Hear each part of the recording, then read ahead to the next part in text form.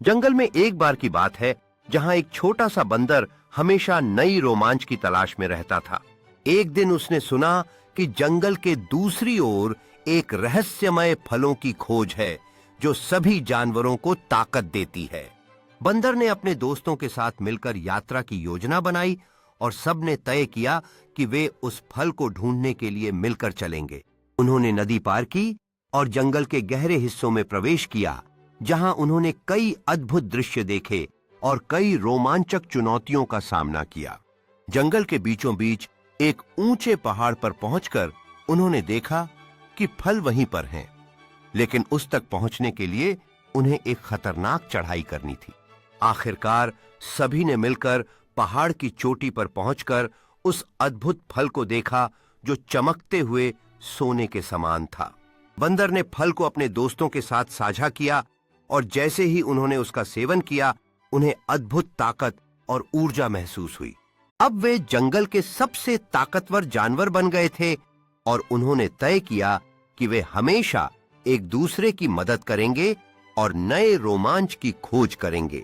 उनकी दोस्ती और साहस ने उन्हें एक नई पहचान दी और इस प्रकार उनकी यात्रा एक नई कहानी के साथ शुरू हुई, जिसमें हर दिन एक नया रोमांच था। रात के समय उन्होंने अपनी रोमांचक कहानियों को साझा किया और नए फल के जादू के बारे में बातें की जो उनकी जिंदगी को बदल दिया था। बंदर ने अपने दोस्तों से कहा कि उनके पास अब अनगिनत संभावनाएं हैं और वे सब मिलकर नया साहसिक कार्य शुरू करने के लिए तैयार थे। सुबह होते ही उन्होंने नया साहसिक कार्य शुरू किया और जंगल की नई रहस्यमय जगहों की खोज करने के लिए रास्ते पर निकल पड़े। जंगल में अंदर जाते हुए उन्होंने एक पुरानी संरचना को देखा जो एक खजाने की तरह लग रही थी और उन्हें आगे बढ़ने का साहस मिला। जब वे मंदिर के पास पहुंचे तो उन्होंने देखा कि यह जगह रहस्यमय और अद्भुत थी और उन्हें वहां छिपे रहस्यों का पता लगाना था।